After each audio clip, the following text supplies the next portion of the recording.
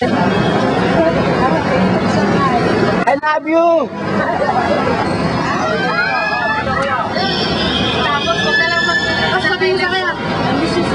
Ang masasabi ko natulungan talaga namin si Lisa Tangkad.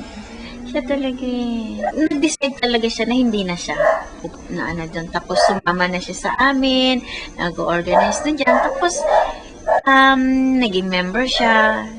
Oo nga. Pero sir, sana naman ang answer naman talaga ay yung mga bumibili at yung mga nagbubugaw at hindi itong mga kasama natin babae. Oo.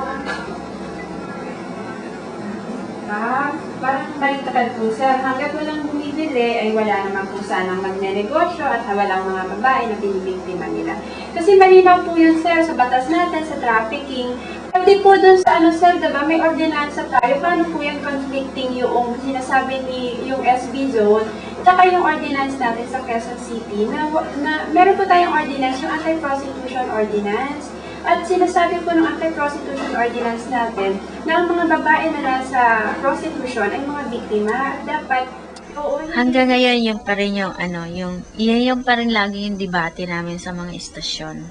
Kasi laging sinasabi nila, kasi itong mga babaeng to, kung wala naman yan, wala sila dyan, wala mga nakawan.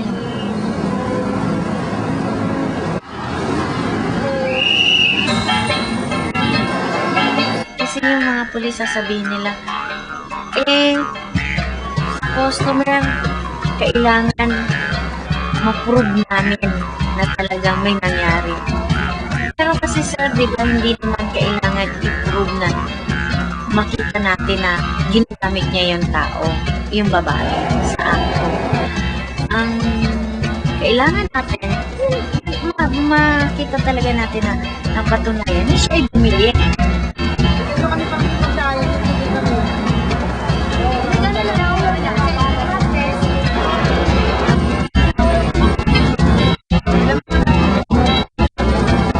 Kahit sa pimps, sasabihin nila, kasi wala naman mag-testify ng mga babae na sasabihin na sila yung binubugaw o gano'n binibenta. Yung pangungutong nila sa babae nila nakukuha yun. Nasasaktan pa rin ako, pero although na-process ko rin yung sarili ko. Dati, matagal kasi naramdaman ko na madumi ako. Yun. Ako mismo, parang dumating ako sa punto na ako yung pari ng katawan ko, pero nandidiri ako. Kasi diba, yung gano'n na ginagawa ko. Kasi nung nagbubuntis pa ako nun sa panganay ko, grabe talaga. Nagka-drugs pa ako, yung puro alcohol talaga, nilalagyan ko siya, ayaw ko magkaanak, gusto ko, eto lang, ako lang. Swerte naman kasi nabuhay yung anak ko na yan, si Harv. Pinilit ko rin talaga lumabas siya. Kaya ang hirap ako. Tapos nung lumabas siya, parang na siya, nag-blue baby na siya. Sabi gano'n nila nung nag-aalaga sa akin, sabi niya, ayan, sa sobrang hirap mo sa panganak mo, sana yung anak mo na yan, pag-ingatan mo at mahalin mo. Sabi niya, dahil katumbas ng buhay mo yan.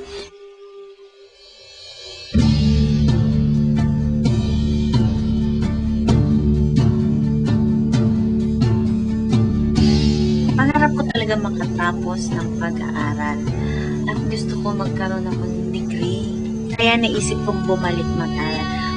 Tanda ko na, kailan pa ako nag-start ulit. Tapos high school pala ako, 40 plus na ako. Nung una, nakakahiya, diba?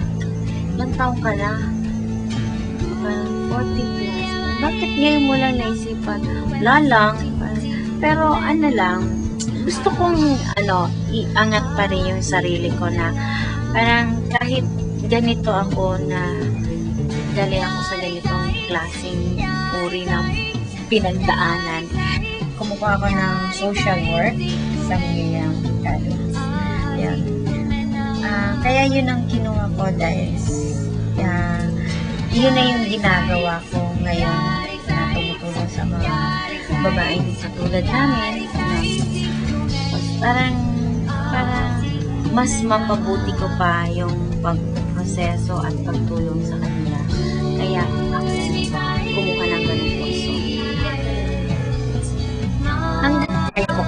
pag yung talagang mga lagpas na 60 ako, baka kailangan ko na rin mag-retire. Tapos mag-focus din ako sa yung pamilya ko. Yung sa akin, yun yung gusto kong punuan na gabayan ko yung mga anak ko hanggang sa sila rin magkaroon ng anak.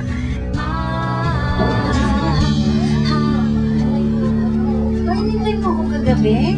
Kasi hindi ako nakauwi. Kasi lalo ako sa akin.